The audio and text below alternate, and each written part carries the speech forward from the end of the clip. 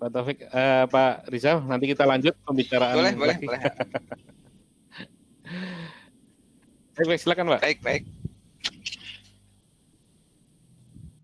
Baik, sebentar. Halo, Mbak Siti Sarah. Iya Pak. Mana teman-temannya kok belum bergabung ini? Nggak tahu Pak. Gak apa-apa, nanti kan ada rekaman ya.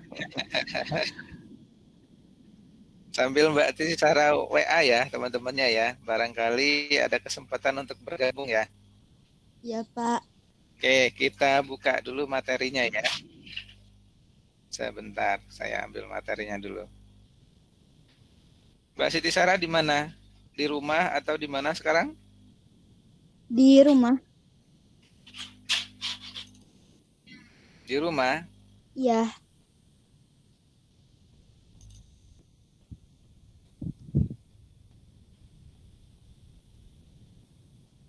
Oke, sebentar ya, saya ambil materinya dulu ya. Iya Pak. Ini saya mau tanya Mbak Siti Sarah, motivasinya untuk menjadi seorang perawat didasari oleh apa pertama dulu, Mbak Siti Sarah? Karena pengen ngebantu orang-orang yang kesusahan gitu. Pengen bantu-bantu aja sih. Bantu orang yang kesusahan. Kemudian?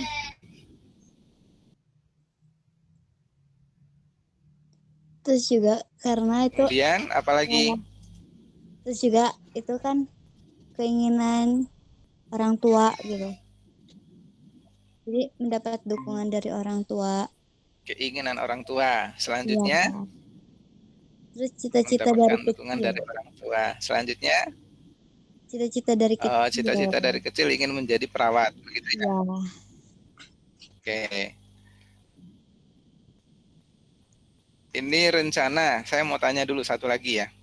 Kalau nanti sudah lulus keperawatannya, mau menjadi perawat pelaksana, atau mau berada di lingkungan klinik, atau mau ada lingkungan manajerialnya?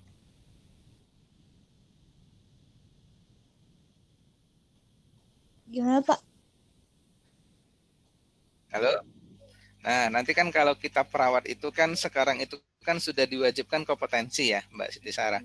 Nah, nanti kan pasti akan ada ya peminatan nanti pada saat sudah bekerja, gitu ya, teman-teman. Nah, nanti pada saat peminatan, saya ingin tahu dulu, nanti ketika nanti sudah di rumah sakit, mau menjadi berminat di perawat pelaksana, atau nanti di manajerialnya, atau nanti di dalam lingkungan klinik? Di lingkungan klinik. Di lingkungan kliniknya. Ya, oke.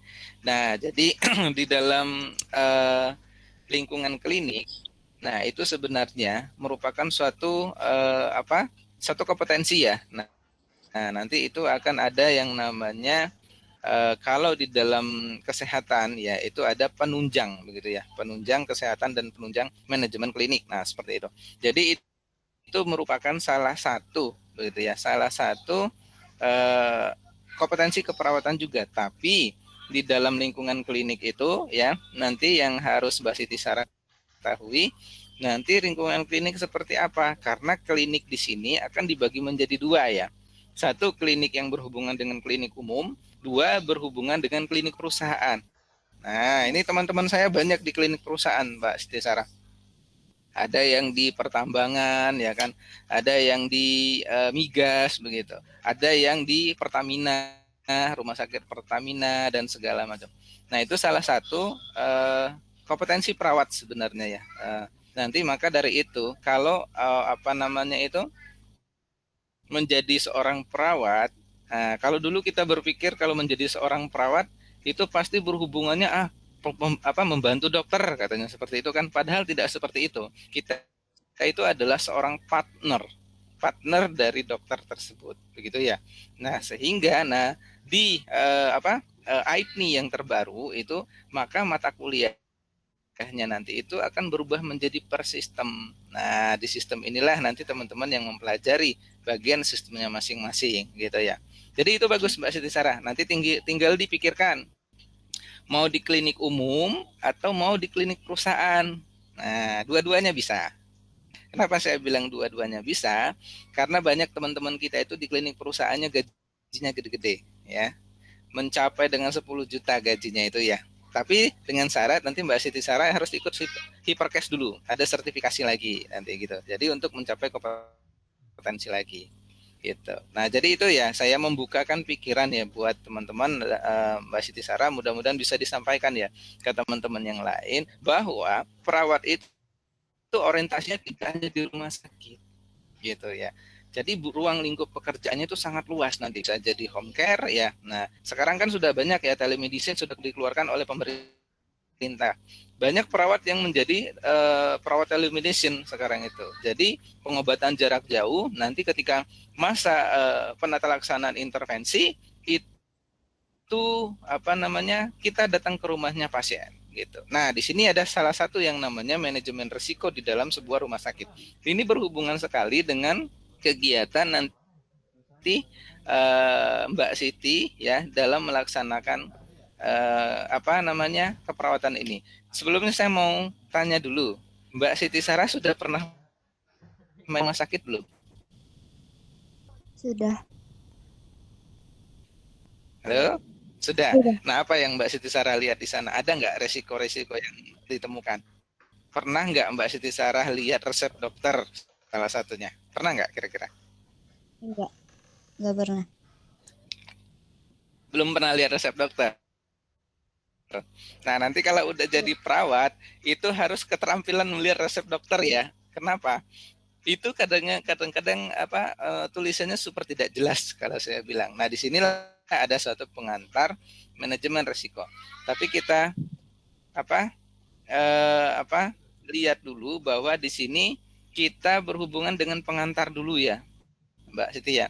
Nanti untuk selanjutnya kita akan melihat dengan yang namanya mutu keperawatan, manajemen keperawatan, kemudian itu ada lagi yang disebut dengan keselamatan pasien atau pasien safety, keselamatan gedung dan segala macam. Nah, tapi di sini saya antarkan dulu pengantarnya ya nanti ya untuk sebagai nanti masuk di dalam praktek mutu keperawatan. Nah, jadi begini. Sebentar ya. Ya, Pak. Ya, oke. Jadi begini. Nah, jadi ini Mbak Siti Sarah bisa lihat nih di gambar yang ini. Ini ada yang namanya salah satu ya. Salah satu rumah sakit di Ponorogo begitu ya, Mbak Siti. Ini ada terjadi sebuah kasus begitu ya. Nah, akibat apa? Limbahnya dibuang sembarangan. Ini salah satu contoh ya. Nah, jadi kenapa di dalam kita seorang perawat harus memahami manajemen risiko. Nah, nanti kan Mbak Siti Sarah dan temannya kalau sudah kuliah pasti dapat manajemen keperawatan ya. Manajemen keperawatan itu nanti di samping membahas tentang penghitungan tenaga keperawatan, kemudian penghitungan jumlah pasien, penghitungan bor, kemudian itu penghitungan alloy, inspeksi kematian dan segala macam. Nah, satunya itu dengan menghitung ini ya, teman-teman. Bentar ya, Mbak Siti, ada suara anak saya ya. Iya, Pak.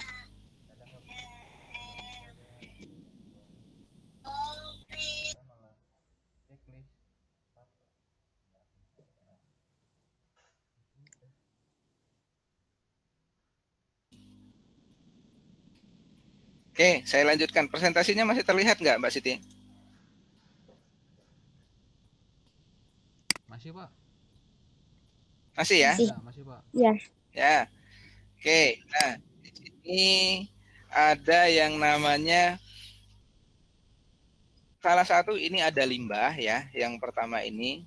Yang kedua ini terkait dengan B3-nya. Nah, apa di sini yang dimaksud ya? Ini salah satu perawat ya, perawat dan rekan-rekan medis itu membuang limbah padat, cair, gas itu sembarangan. Salah satu kalau kita lihat di puskesmas, habis melakukan injek, begitu ya, sesudah melakukan injek atau suntikan, limbah dari suntikan itu dibuang sembarangan. Nah, disinilah peran manajerial rawat dalam mengelola suatu ruangan. Maka nanti akan berhubungan dengan manajemen resiko. Kemudian, limbah misalkan kalau kita ada di poliklinik gigi ya. Nah, limbah dari metil, kemudian dari pembersihan oral mulut itu dibuangnya kemana? Nah, disinilah merupakan suatu keterampilan seorang perawat ya ataupun dokter nanti dalam melaksanakan suatu manajemen resiko. Sehingga apa? Ya, nanti keterampilannya itu tenaga kesehatan kita itu dapat memanajerial, begitu ya, memanajerial hasil dari tindakan medisnya. Sehingga nanti hubungan dengan masyarakat itu menjadi harmonis. Nah, kenapa? Karena pasti berhubungan dengan kesehatan masyarakat nantinya. Ini salah satu contoh-contoh ya. Nah, jadi di sini kalau kita lihat ya, kalau di dalam Undang-Undang 32 2009, ini sebagai pengantar dulu ya, Mbak Siti dan teman-teman ya. Ini kalau rumah sakit itu melaksanakan kegiatan operasional medis, begitu ya. Salah satunya perawat, ya. Kemudian dokter, itu ada bidannya melakukan pembuangan limbah. Ini salah satu contoh limbah ya. Pembuangan limbah, kemudian itu bekas B3 dan segala macam, maka nanti akan dikenakan sanksi. Nah, dari situ tadi saya bertanya kepada Mbak Siti, nanti peminatannya mau di kalau di rumah sakit, apakah mau mau berfokus di klinik, kalau mau berfokus di rumah sakit bagaimana, atau di pelayanan begitu, atau di manajerialnya. Ini sebenarnya dari fungsi tersebut itu menghasilkan manajemen resiko yang berbeda-beda. Nah, maka dari situ salah satu keterampilannya itu adalah teman-teman mampu mengolah manajerial, gitu ya. Karena ada denda yang akan ditujukan kepada rumah sakit, begitu ya. Nah, jadi begini, kalau membahas yang namanya manajemen resiko, ya, itu intinya kita akan perawat tersebut akan mengelola hal yang belum pasti. Intinya begini, belum pasti akan terjadi malpraktik, begitu ya. Belum pasti bisa terjadi kesalahan obat, pemberian obat, ya kan. Belum pasti akan terjadi yang namanya dur, begitu ya. Dur itu adalah kesalahan pada saat pemasangan infus dan segala macam ya. Itu merupakan satu manajemen risiko. Maka nanti itu pada saat melakukan kegiatan praktik keperawatan, baik di klinik, rumah sakit atau di industri, itu memahami yang namanya manajemen risiko. Nah, ini ya contoh. Nanti Mbak Siti Sarah pada saat akan melakukan injek itu antibiotik, ya kan? Pasti itu akan dites dulu. Apakah pasien ini mengalami resiko terhadap antibiotik A, ya kan? Nah, itu ya, itu kita harus pahami sama-sama nanti di rumah sakit. Sehingga inilah yang disebut dengan manajemen resiko rumah sakit yang kemudian diturunkan lagi. Itu ada manajemen resiko keperawatan. Itu. Nah, karena ya itu tadi setiap Mbak Siti melakukan tindakan medis kepada pasien itu pasti mempunyai resiko-resiko sendiri. Contoh saja, misalkan ada pasien dengan gejala sakit kepala, pusing, mual, gitu ya. Nanti Mbak Siti memberikan anggaplah obat analgesik, ya kan. Nah, pasti itu ada kandungan kafeinnya, ya kan. Dari kandungan kafein itu akan menyebabkan kegelisahan pada saat setelah obat tersebut diberikan kepada pasien. Nah, itulah yang dikelola dengan manajemen risiko. Nah, intinya dalam mengelola manajemen risiko ini ya, teman-teman, Mbak Siti, itu mengelola ya suatu hal yang belum pasti terkait nanti dengan KTD.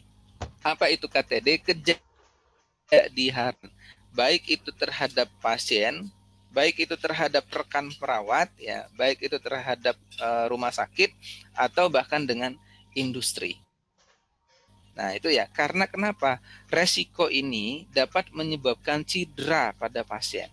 Gitu ya. Cedera pada pasien, apalagi kalau berhubungan dengan masyarakat, ya dapat hubungan masyarakat hasil limbah atau hasil produksi dari rumah sakit tersebut. Ya itu ya untuk konsepnya dalam manajemen risiko ini. Nah, di sini kan sudah terlihat jelas ya. Salah satu ini materi saya ambil ya dari seorang dokter. Nah, ini kita lihat. Ini salah satu contoh sederhana ya. Apa namanya itu ada orang yang berkendara dengan membawa beban yang banyak. Nah, sehingga menyebabkan resiko kecelakaan itu tinggi.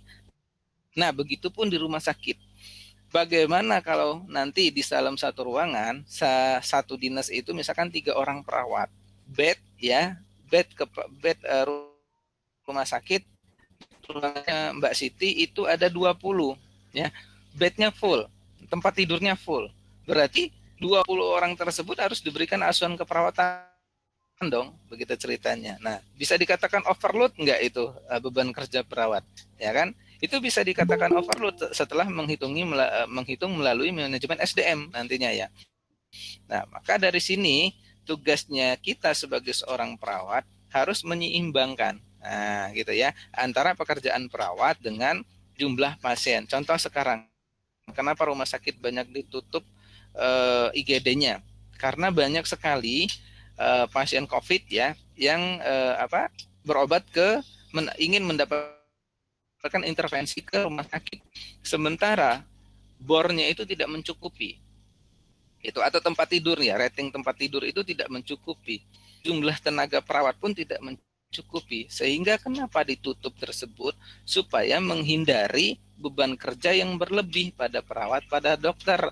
Nah, kalau beban kerjanya berlebih ya, itu dapat menyebabkan kecelakaan kerja pada perawat tersebut atau dapat menyebabkan yang namanya keselamatan pasien. Nah, atau malpraktik. Nah, di sini nanti akan berhubungan dengan regulasi dari pemerintah. Itu kenapa satu alasan rumah sakit sekarang kita di Indonesia itu banyak ditutup IGD-nya. Tulisannya rumah sakit RSUD B tidak menerima pasien. Nah, untuk sementara waktu sampai batas waktu yang ditentukan itu adalah seorang peran dari manajerialnya perawat. Jadi Pak nanti dikonsultasikan ke manajemen puncak, Pak di ruangan melati sudah penuh, tidak bisa ditambahkan lagi, beban kerjanya semakin tinggi. Nah, ini salah satu manajemen resiko yang nanti dapat terapkan dalam suatu rumah sakit. Contohnya saja dari gambar ini. Ini sudah kelebihan barang ya kan. Nah, begitu juga di rumah sakit. Kelebihan pasien, kelebihan tempat tidur dengan jumlah shift dinas perawat itu cuma 2 orang. Nah, itu salah satu contoh yang harus kita lihat. Kemudian ada beda hazard dan beda risk ya. Kalau hazard itu kan itu adalah bahan yang berbahaya. Risk itu, resiko itu adalah yang belum pasti terjadi. Nah, ini saya kasih contoh kecil ya. Misalkan di sini kalau contoh ada lantai licin, ada jika seorang pasien memakai tripod berjalan di lantai yang licin maka akan mempunyai resiko jatuh. Itu untuk rumah sakitnya. Sekarang saya kasih contoh untuk perawatnya. Ya, nanti kan Mbak Siti dan teman-temannya pasti diajarkan membuat asuhan keperawatan, ya kan? Di dalam asuhan keperawatan itu kan ada 5 langkah ya. 1, anamnesis, 2, diagnosis ya, 3, intervensi, 4, implementasi, 5, evaluasi. Kita dalam seorang keperawatan. Berarti apa yang harus kita lakukan? Pertama, Mbak Siti itu harus melakukan anamnesis. Anamnesis ini lebih kita kenal dengan yang namanya FEMFIS, pemeriksaan fisik, head to toe, ya kan? Nah, di pemeriksaan fisik ini ada resiko masing-masing, ya terhadap perawatnya ya, terhadap perawatnya. Kita tidak tahu pasien datang itu dengan diagnosa penyakit yang dahulu apa, ya pasien mengeluh sesak dan segala macam. Pada saat nanti Mbak Siti mendekati pasien, ya otomatis kan harus dilakukan pemeriksaan fisik, mulai dari rambutnya, kepalanya, kemudian itu badannya, kemudian itu sampai dengan kakinya, matanya kan harus diperiksa. Bagaimana kalau seandainya ini pasien baru ini adalah pasien infeksius. Pasien infeksius anggaplah disebut TB paru misalkan, atau infeksi inhalasi pernapasan dan segala macam, COPD. Kemudian itu ada lagi asma bronkial dan segala macam. Itu kan mempunyai resiko menularkan, ya kan Mbak Siti ya. Nah, itulah pada saat di dalam suatu pemeriksaan fisik dianjurkan Mbak Siti harus memakai handscoon, Mbak Siti harus memakai masker, Mbak Siti harus memakai kacamata Google. Salah satunya kalau di infeksius itu manajemen resiko itu sudah dilaksanakan pada saat pasien datang. Itu ya. Jadi apa maksudnya? Nah, kalau kita main ke rumah sakit di ruangan infeksius ya, itu kan baju perawatnya APD-nya lengkap, udah kayak astronot, ya kan? Nah, dari rambut sampai ke kaki itu dilindungi. Nah, contoh nyatanya aja sekarang yang pada saat COVID ini, kan baju perawatnya APD perawatnya sudah kayak astronot yang putih-putih. Itu adalah kita sebagai kepala ruangan keperawatan itu mencegah supaya tidak terjadi resiko kepada perawat tersebut. Itu perawatnya, itu ya teman-teman semua ya. Kemudian setelah itu kan setelah anamnesis dapat, nanti di bagian hazard dan risk ini akan kelola menjadi diagnosis, rencana diagnosis. Rencana diagnosis itu kan atas dasar analisa data dulu. Data yang dikeluhkan oleh pasien, ya kan namanya data subjektif. Data yang dikeluhkan, data yang didapatkan oleh Mbak Siti, namanya data objektif. Nanti berhubungan dengan yang namanya pemeriksaan tadi. Barulah nanti di dalam asuhan keperawatan nanti di intervensinya itu, rencana programnya itu kan ada diagnosa potensial, ada diagnosa aktual, ya kan. Nah, diagnosa aktual itu yang sudah dikeluhkan oleh pasien saat itu. Nah, diagnosa potensial ini yang disebut dengan risiko, ya. Diagnosa potensial ini yang disebut dengan risikonya. Nah, berarti peluang terpapar hazardnya. Kalau seandainya tadi pasiennya itu sesak napas dan segala macam, atau pasiennya COVID, berpeluang nggak menularkan kepada Mbak Siti? Itu berpeluang. Maka dari itu manajemen risiko itu harus dikelola dalam manajemen rumah sakit dan manajemen ruangan keperawatan. Itu ya. Ini perbedaan hazard dan risknya. Hazard itu bahayanya, resikonya kemungkinan yang akan terjadi pada perawatnya, baik pada dokternya, baik itu pada pasiennya. Contoh kan sekarang banyak ya, ini mohon maaf ya, dari teman-teman saya itu yang di pelayanan ya, itu banyak yang menderita COVID juga. Itu sekarang isolasi mandiri, itu sering berkomunikasi dengan saya juga ya melalui via WhatsApp dan segala macam. Bagaimana stresnya teman-teman kita sekarang di sana. Nah, di sanalah keterampilan nanti Mbak Siti mengelola manajemen resiko. Resiko ini diperuntukkan bukan pada perawatnya saja, tapi untuk perawat praktikan. Gitu ya. Nih, contoh. Kira-kira Mbak Siti bisa lihat ini ya. Ini tulisan dokter ini. Ya, inilah tulisan dokter ini yang disebutnya hazard atau bahaya. Ya kan? Resikonya kesalahan kita dari membaca ini, obatnya diberikan kepada pasien sesuai dengan kesalahan kita membaca. Akhirnya terjadi loss, kecelakaan, atau bisa disebut dengan malpraktik. Gitu ya. Ini salah satu contoh dalam manajemen risiko yang harus nanti dikelola di manajemen ruangannya ya. Nah, itu ya. Ini salah satu contoh dari hazard yang nyata di rumah sakit. Ya. Ini dulu waktu saya masih di ruang bedah ya.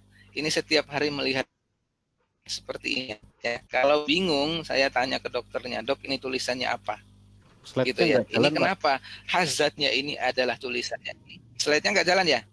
Iya, nggak jalan, Pak. Masih di mana, Pak? Di depan, Pak, di slide 1. Yang pertama. Oh, masih slide pertama. Maaf sebentar. Iya. Saya ini lagi ya.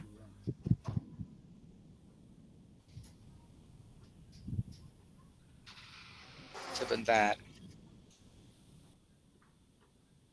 Berarti udah kelewat banyak tadi ya. Ini sudah terlihat belum? Sudah terlihat, Pak.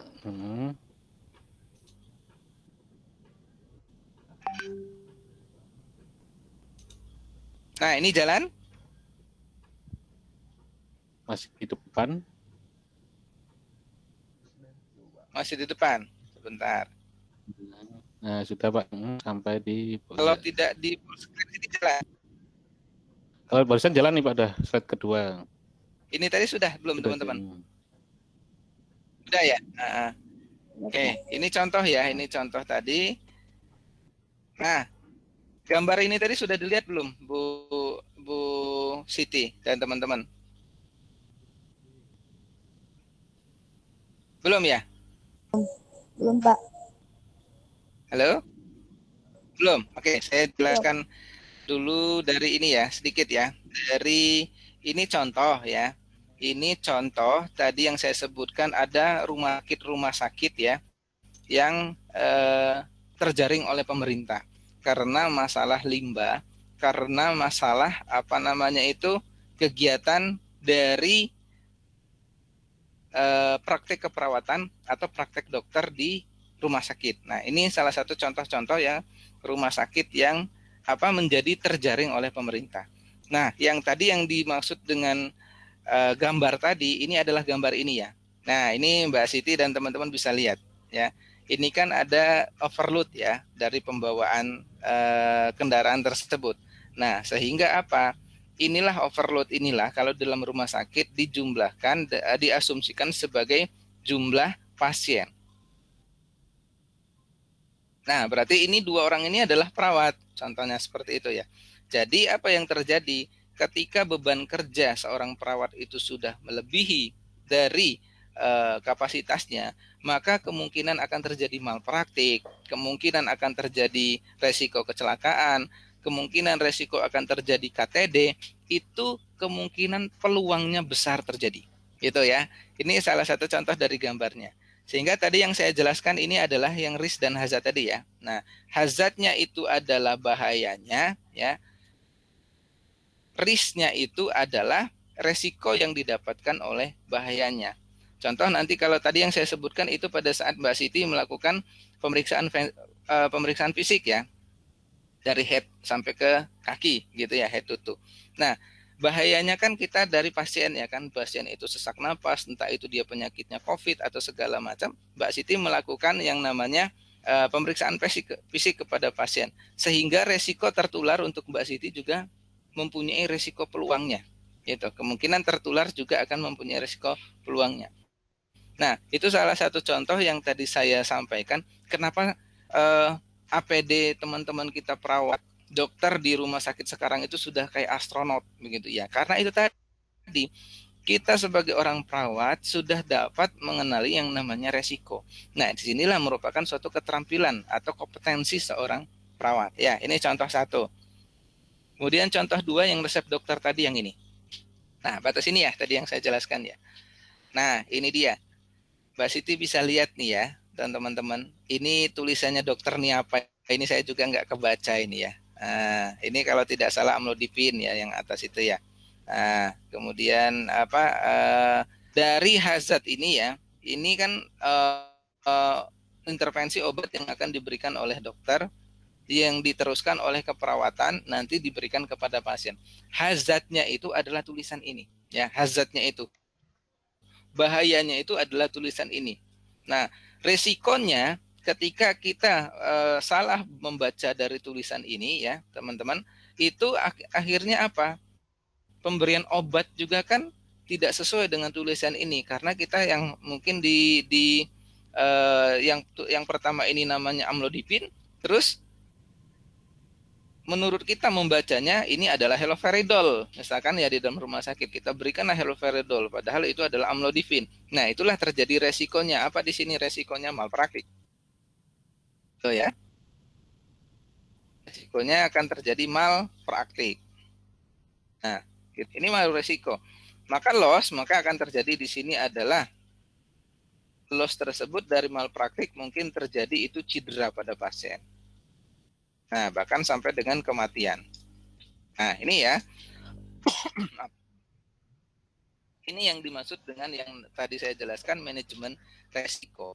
Jadi yaitu kesimpulannya dalam manajemen resiko itu ya nanti Mbak Siti ketika nanti melaksanakan kegiatan keperawatan di rumah sakit, nanti kan ada materi manajemen resiko rumah sakit, ya kan? Nanti walaupun dapat di perkuliahan, nah kalau di S1 itu kan dapat namanya nanti akan ada analisa dan segala macam ya. Nanti di rumah sakit Mbak Siti pasti pada saat selesai psikotes penerimaan sebelum nanti lanjut dengan penempatan ruangan, nanti pasti akan diajarkan oleh perawat CI ya.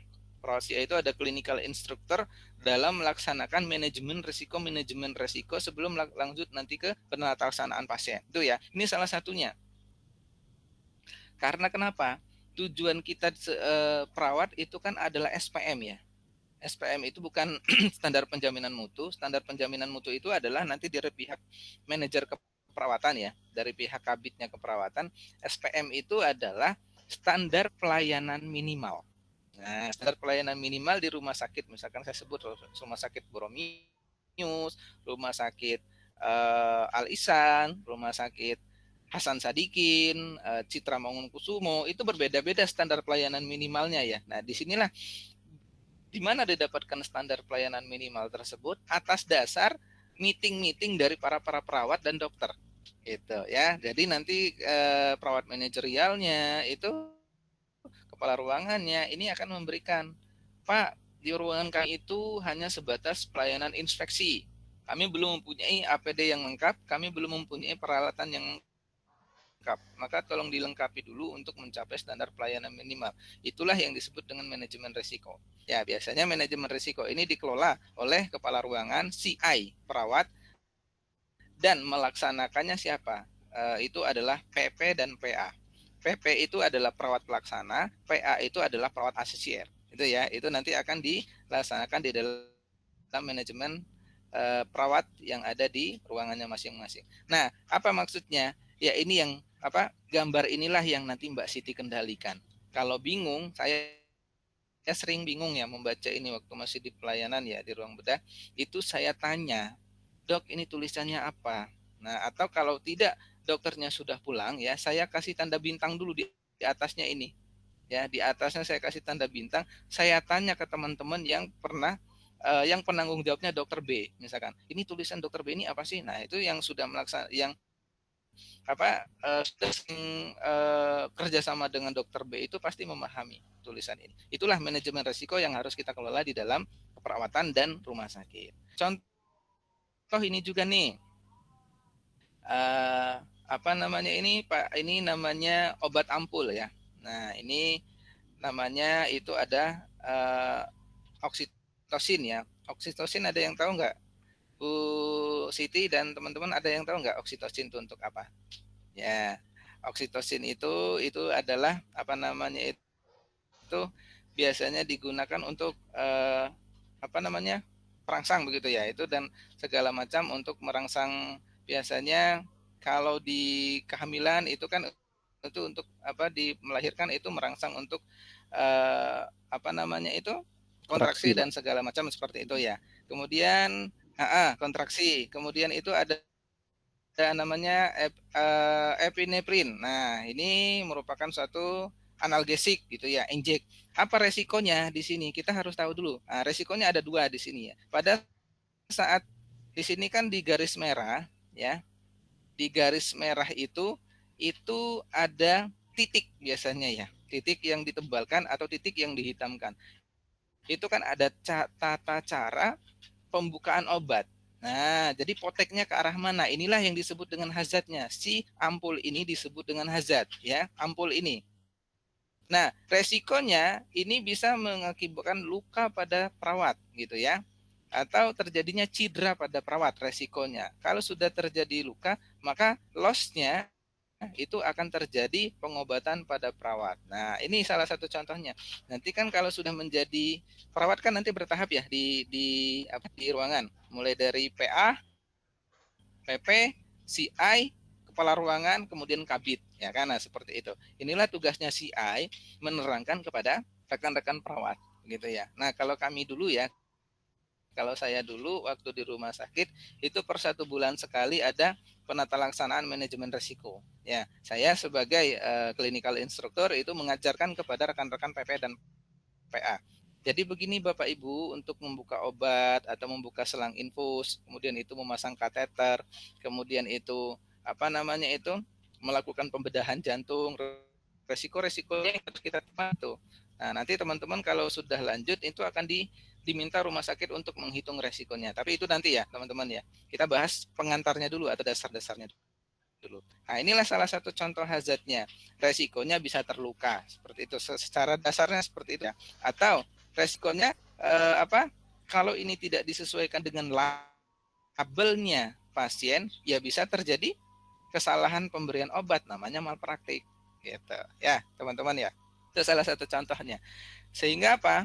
Dalam hospital risk ya, ini resikonya, resiko dalam rumah sakit itu ada risiko klinis dan ada risiko non klinis. Saya jelaskan. Jadi dalam hospital risk itu ada 2 jenis. Risiko klinis, risiko non klinis. Risiko klinis itu berhubungan dengan keselamatan pasien. Nah, kalau teman-teman mau lebih paham lagi, keselamatan pasien itu ada di peraturan Menteri Kementerian Kesehatan nomor 11 tahun 2017. Itu lagi gencar-gencarnya itu diakreditasi SNAR ya. SNAR itu adalah standar akreditasi nasional rumah sakit. Itu perubahan dari KARS dikeluarkan di tahun 2017. Pertama, ya dalam standar akreditasi itu adalah keselamatan pasien yang diutamakan. Ya, itu ada 7 standar pengelolaan keselamatan pasien. Nah, keselamatan ini clinical risk ya. Kita sebutnya PS ya, pasien safety. Nah, bagaimana non clinical risk? Ini terkait dengan employee.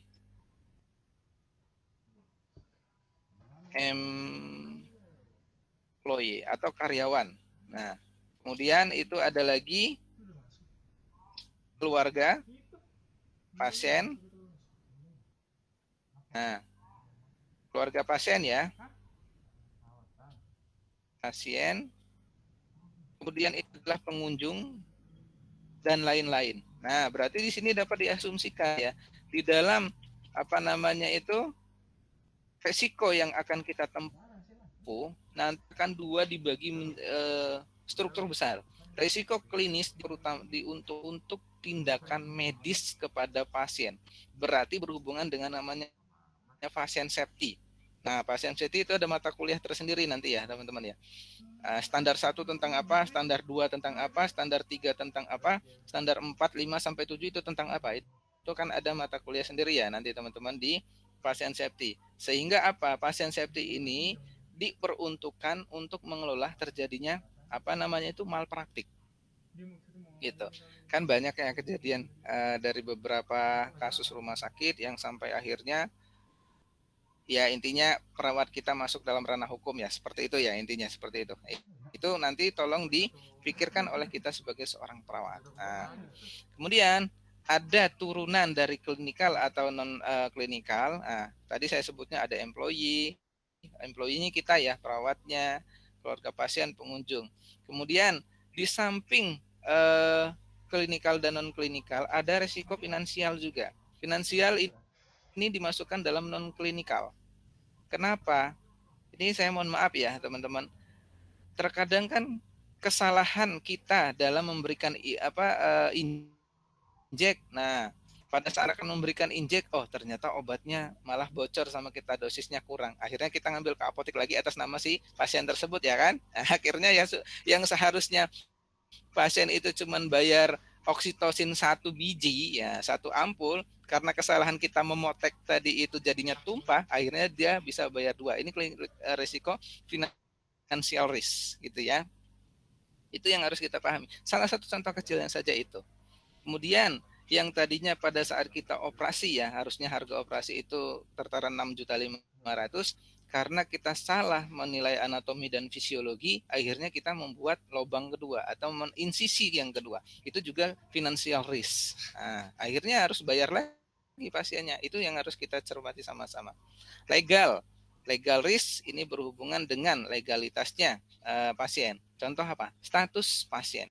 Ya, ini nanti teman-teman pasti akan melihat status pasien ya. Nanti akan dipelajari lebih lanjut. Kemudian ada terkait dengan reputasi. Reputasinya Mbak Siti di sini. Wah, perawat itu kok memberikan obat kok malah seenak-enaknya sendiri begitu ya, tidak sesuai dengan anjuran dokter. Itu terkait dengan reputasi ruangan ya. Biasanya jarang untuk kena perawatnya, tapi ruangan biasanya. Ruangan melati nanti dianalisa oleh manajerial keperawatan atau kabitnya, tingkat kepuasan pasien cuma 50%. Berarti ada permasalahan di ruangan melati. Di sinilah tugasnya Mbak Siti selaku clinical instructor nanti melaksanakan kegiatan ini. Gitu ya. Kemudian ada hazardous material risk. Hazardous material risk ini terkait dengan bahan kimia. Bahan kimia itu kan termasuk obat-obatan, limbah B3. Limbah B3 itu termasuk bahan kimia yang digunakan oleh perawat ya. Salah satunya apa? Kalau kita di perawat gigi itu ada cairan yang disemprotkan ke mulut. Limbahnya itu menjadi limbah berbahaya. Kemudian baik itu material padat, gas dan cair. Nah, ini harus kita pahami sama-sama ya dalam hospital clinical risk ini. Kemudian, nah ini bisa nanti dilihat ya kategori risk, ada tentang pasien, ada tentang medikal. Medikal ini berhubungan dengan yang namanya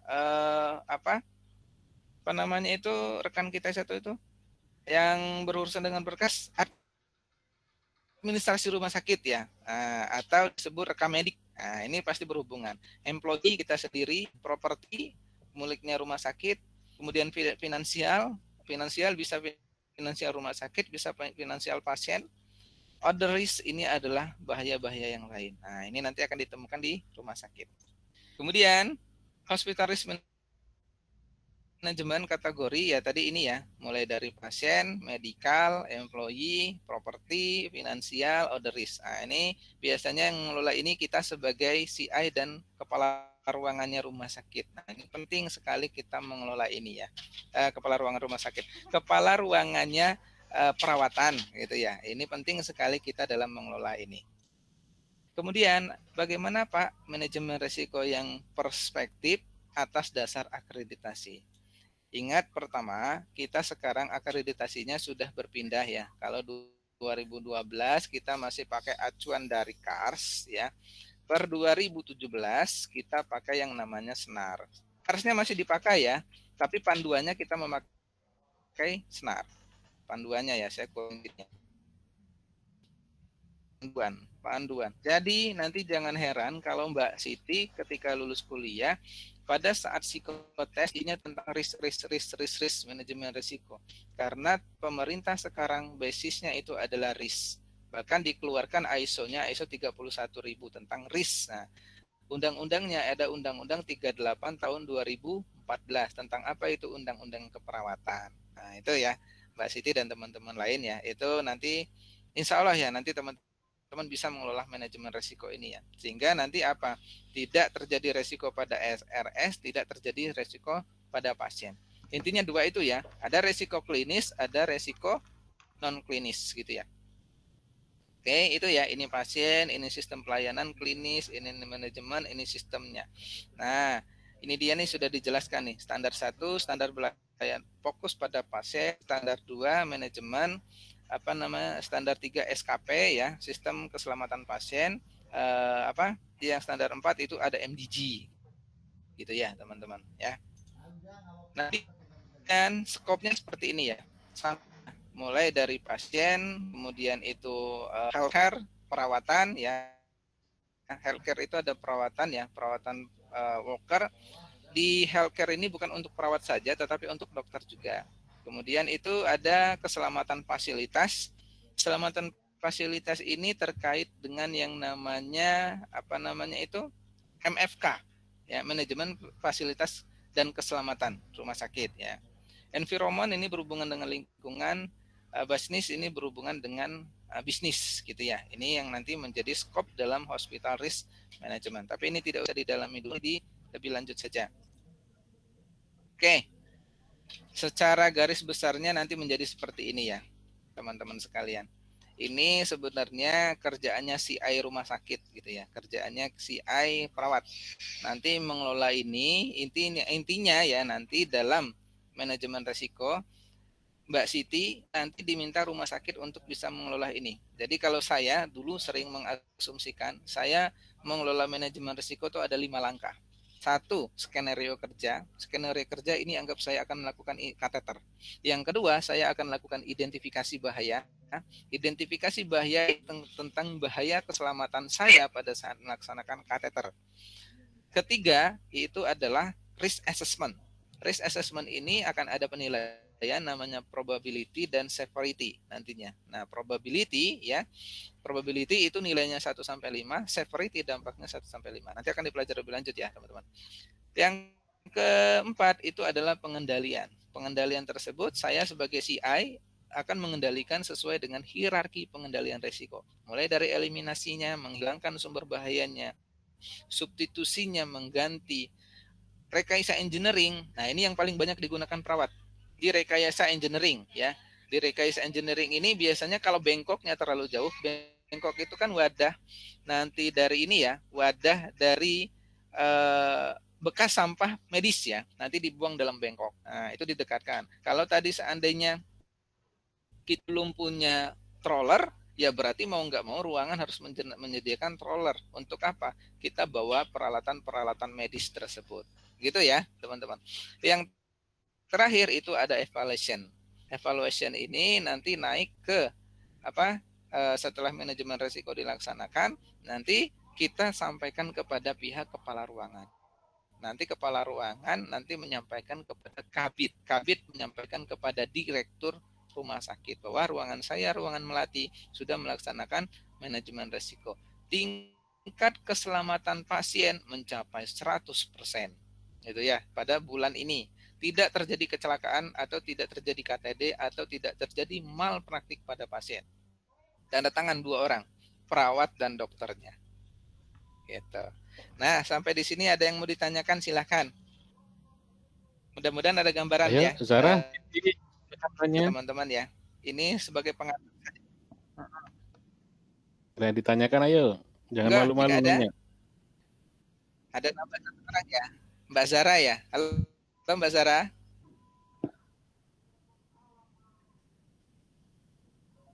Halo, Zara, Siti.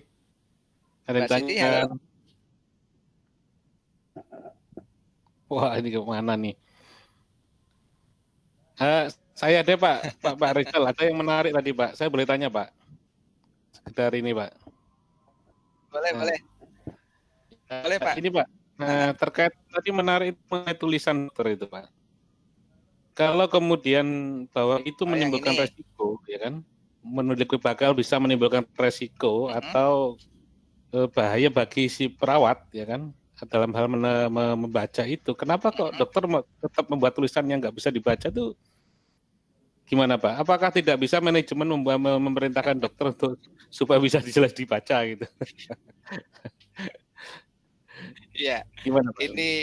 Ini ya sebenarnya pertanyaan bagus sekali ya. Sebenarnya di dalam rumah sakit itu sudah dijelaskan ya, di dalam statuta rumah sakit. Nanti pada saat pelayanan medis itu tulisan dokter itu harus jelas supaya mampu dibaca oleh tenaga kerja atau perawat kita. Tapi ya kembali lagi, di dalam sebuah teori KTD, kejadian tidak diharapkan, itu ada teori penyebab langsung kecelakaan kerja di rumah sakit. Ada unsafe action dan unsafe kondisi. Nah, unsafe action inilah berhubungan dengan perilaku dokter, perilaku perawat. Nah, yang terkadang kalau dalam teorinya itu ya, dalam teori manajemen rumah sakit itu biasanya terbawa dari sifat pribadi atau dari lingkungan luar dibawa ke rumah sakit. Nah, inilah yang terkadang sulit untuk merubah apa. Nah, tapi kalau kita sebagai manajerial rumah sakit ya, bukan manajerial perawat, manajer rumah sakit ini berhak menegur dokter tersebut. Dokter tersebut gitu. ya. Apalagi nanti terjadi investigasi malpraktik. Investigasi nanti kan investigasi kan bukan dari pihak rumah sakit saja, dari pihak kepolisian juga. Nah, disinilah nanti yang akan menjadi suatu permasalahan. Apakah akibat investigasi ini berawal dari hazardnya tulisan dokter tersebut? berarti nanti dokternya bisa dikenakan sanksi sesuai dengan undang-undang kedokteran. Kalau di perawatnya sesuai dengan undang-undang keperawatan 38 tahun 2014 gitu. Nah, ini yang pelan-pelan dilaksanakan oleh rumah sakit. Terus tapi Gitu, secara Pak. manajemen memang sudah ada anjuran ya Pak ya untuk tulisannya harus jelas itu. Sudah ada anjuran. Nah, kan ada komunikasi kedokteran dan komunikasi keperawatan. Kan di mata kuliah komunikasi keperawatan nanti akan ada bagaimana komunikasi via tulisan, komunikasi via by phone, komunikasi via verbal dan segala macam. Itu kan seharusnya sudah dianjurkan ya. Tapi ya kembali lagi ke handset action tadi, ke sifat pribadi masing-masing tadi. Ya, baik. Saya pikir memang ada itu. Saya pikir memang ada sebuah strategi atau apa kan gitu. Saya pikir tulisan dibuat begitu karena ada maksud atau ada apa kan gitu loh Pak. Mungkin karena biar tidak diambil resepnya atau apa. Yang ada singkatan. Gitu. Tidak ada Pak. Yang ada itu cuma singkatan. Kalau singkatan dokter boleh menyingkat. Kalau tulisan seperti ini sebenarnya tidak dianjurkan. Kalau menyingkat seperti paracetamol disingkat PCT boleh. Diagnosa disingkat menjadi DX boleh. Maka itu kan ada panduan rumah sakit ya. Panduan dokter di rumah sakit. Nah, biasanya itu diberikan setiap ruangan. Misalkan dexamethasone disebut dengan DTX ya, seperti itu. Kemudian amlodipin disingkat dengan MDP. Nah, itu ada singkatan-singkatan obat seperti itu. Boleh seperti itu. Nanti setiap ruangan diberikan buku panduannya gitu. Oke. Ayo Sarah. Nah, ini malah keluar tadi sih. Siapa? Jadi Sarah ada ditanyakan? Enggak ada juga. Monggo kalau ada. Saya kira sudah ada. Oke. Saya kira cukup Pak. Nanti kita rekam, nanti kita sampaikan ke grup untuk dipelajari, bisa diikuti yang lain Pak. Baik Pak. Makasih banyak Pak Rizal untuk hari ini. Untuk minggu depan kira-kira hari apa Pak? Bisa. Ya, minggu depan bisa hari apa Pak? Coba nanti saya hari Senin ya. Boleh. Karena hari Seninnya itu saya ada meeting di grup internal. Hari Selasanya itu ada ngisi di rumah sakit. Nah, coba nanti saya inikan dulu ya hari Senin ya Pak apa ya? Siap. Kita tunggu infonya Pak ya. Baik Pak. Oke, gitu teman-teman ya, dari pemaparan saya akhiri ya teman-teman, mudah-mudahan bermanfaat ya. Assalamualaikum warahmatullahi wabarakatuh. Waalaikumsalam warahmatullahi wabarakatuh. Saya kembalikan kepada Papa ya Papa. Ya, makasih banyak Pak Rizal. Ya baik ya, sekian. Sama-sama. Sekian pertemuan hari ini walaupun cuma diikuti 2 orang ya. Harapan kita minggu depan dan pertemuan selanjutnya untuk lebih banyak yang ikut partisipasi supaya ilmu yang didapat akan lebih bermanfaat lagi. Demikian ya pertemuan hari ini. Assalamualaikum warahmatullahi wabarakatuh. Waalaikumsalam warahmatullahi wabarakatuh.